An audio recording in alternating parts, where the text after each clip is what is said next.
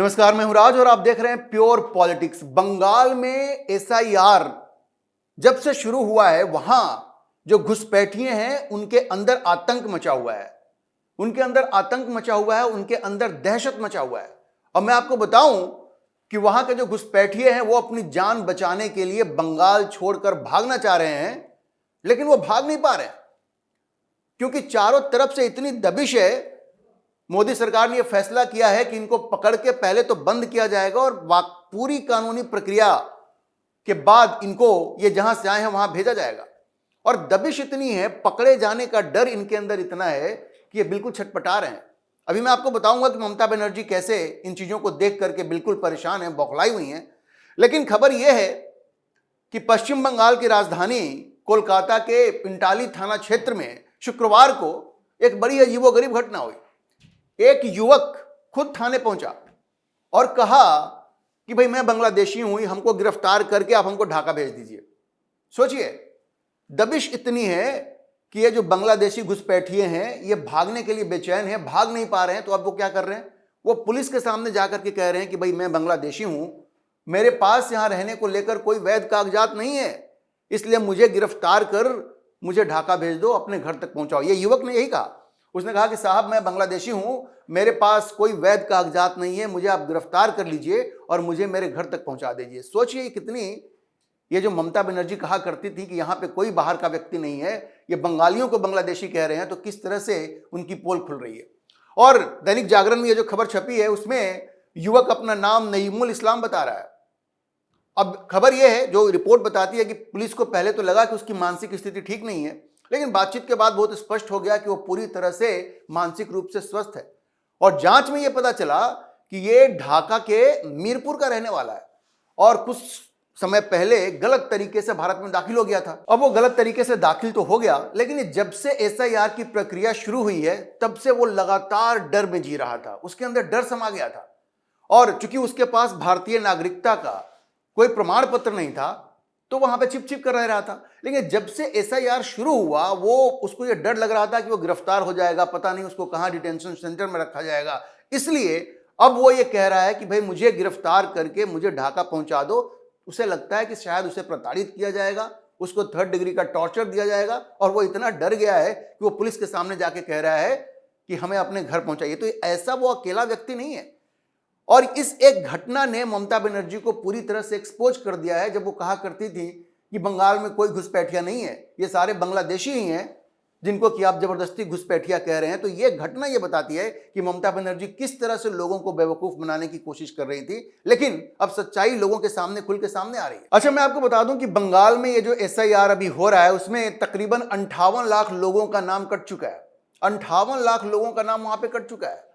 और पहले चरण के जो आंकड़े सामने आए हैं उसमें ये 58 लाख से अधिक वोटर्स के नाम काटे गए हैं। और खबर यह भी है कि खुद ममता बनर्जी की जो अपनी सीट है जहां से वो जीतती हैं, भवानीपुर, वहां से 44,000 नाम डिलीट किए गए। 44,000 नाम।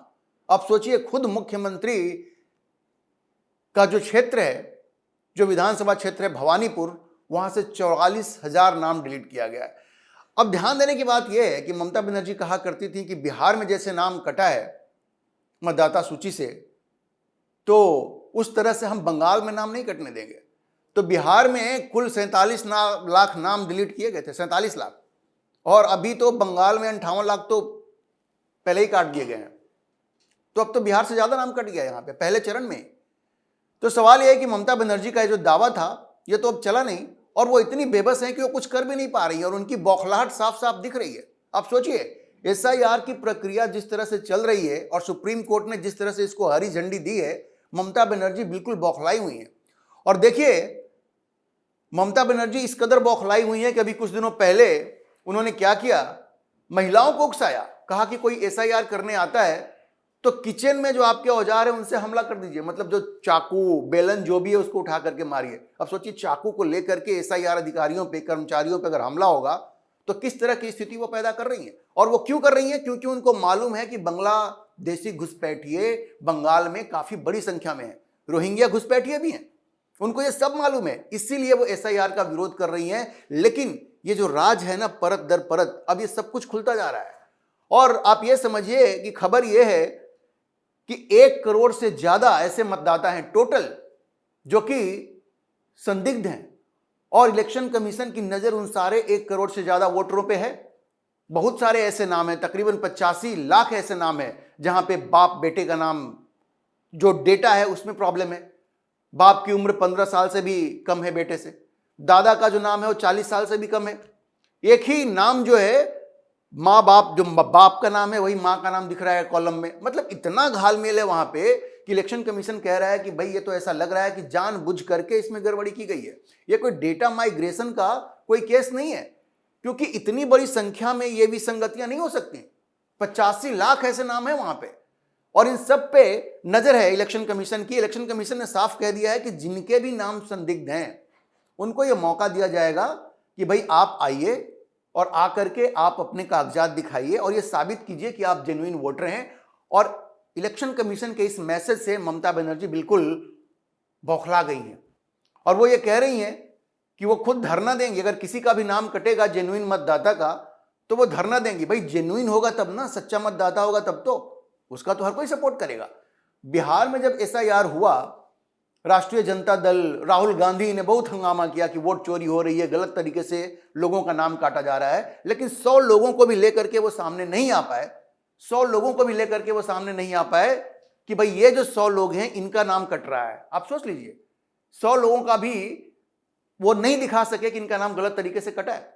और अब ममता बनर्जी कह रही हैं कि अगर किसी सही व्यक्ति का नाम कट जाएगा तो हम धरना देंगे। भाई ऐसा है, सही व्यक्ति का नाम कटे तो आप धरना दीजिए, लेकिन ये गलत लोगों को आप क्यों सपोर्ट कर रही हैं? वो तो आप इसलिए सपोर्ट कर रही हैं ना कि आपको उनका वोट मिलता है, उनका वोट आप लेती हैं, इसलिए आपने उनको वोटर लिस्ट में जबरदस्ती रखा हुआ है। तो ये ममता बनर्जी पूरी तरह से एक्सपोज हो गई हैं। अब देखिए, चुनाव आयोग ने 58 लाख नाम तो काट दिया है। ये कुल मतदाताओं का लगभग 7.6% है। और ये जो बंगाल में एसआईआर के बाद ये जो ड्राफ्ट वोटर लिस्ट है ये 16 दिसंबर को जारी होगी, और बंगाल में कुल मतदाता लगभग 7.66 करोड़ है, 7.7 करोड़ मान के आप चलिए। और खबर यह है कि बांग्लादेश से लगी हुई जो सीमा वाले जो जिले हैं उनमें बड़ी तादाद में वोट काटे गए हैं, बड़ी तादाद में, क्योंकि वो जितने भी बांग्लादेश की सीमा के आसपास वाले जो इलाके हैं उसमें बड़ी संख्या में जो वोटर हैं ना ये फर्जी हैं और उनका नाम काटा जा रहा है। और ममता बनर्जी इसीलिए परेशान है क्योंकि उनको ऐसा लग रहा है कि उनका खेल तो अब बिल्कुल खत्म होने वाला है, क्योंकि ये फर्जी वोटर जब नहीं रहेंगे तो फिर ये जो फर्जी वोटिंग होती है उनके पक्ष में वो कैसे होगी? वो तो हो नहीं पाएगी। और देखिए, ममता बनर्जी ने बड़ी संख्या में फर्जी वोटरों का नाम शामिल करवाया हुआ है, ये अब उनके इकोसिस्टम के ही लोग कह रहे हैं।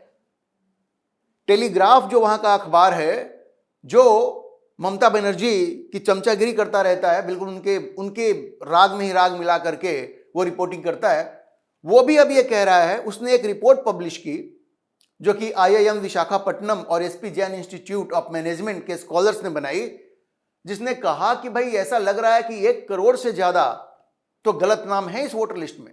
अब देखिए, उसी इकोसिस्टम के लोगों ने यह कहना शुरू कर दिया है। और उसके बाद जवाहर सरकार जो प्रसार भारती के फॉर्मर CEO हैं और तृणमूल कांग्रेस के राज्यसभा सांसद भी रहे हैं, वो तो RG कार हॉस्पिटल में उस डॉक्टर के साथ जो रेप हुआ उसके बाद उन्होंने इस्तीफा दे दिया तृणमूल कांग्रेस के राज्यसभा सांसद पद से। लेकिन उन्होंने भी कहा कि 1 करोड़ से ज्यादा, उन्होंने तो 1 करोड़ 80 लाख फर्जी वोटरों की बात कर दी। तो आप ये समझिए कि जो यही इकोसिस्टम है, इसी इकोसिस्टम के लोग अब ये कह रहे हैं कि नहीं भाई, बंगाल में तो एक बड़ी संख्या फर्जी वोटरों की, और ममता बनर्जी के पास अब कोई जवाब नहीं दिख रहा है।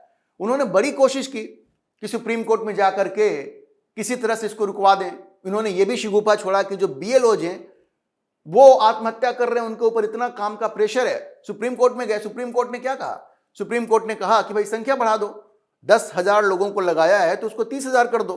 लेकिन SIR तो होकर के रहेगा। सुप्रीम कोर्ट को भी इस बात के लिए धन्यवाद देना पड़ेगा कि इन तमाम दबाव के बावजूद सुप्रीम कोर्ट झुकी नहीं, और सुप्रीम कोर्ट ने कहा कि भाई SIR बिल्कुल जायज है। इलेक्शन कमीशन को यह अधिकार है कि वो वोटर लिस्ट का शुद्धिकरण करे, और सुप्रीम कोर्ट इसमें बिल्कुल कोई भी हस्तक्षेप नहीं करेगी।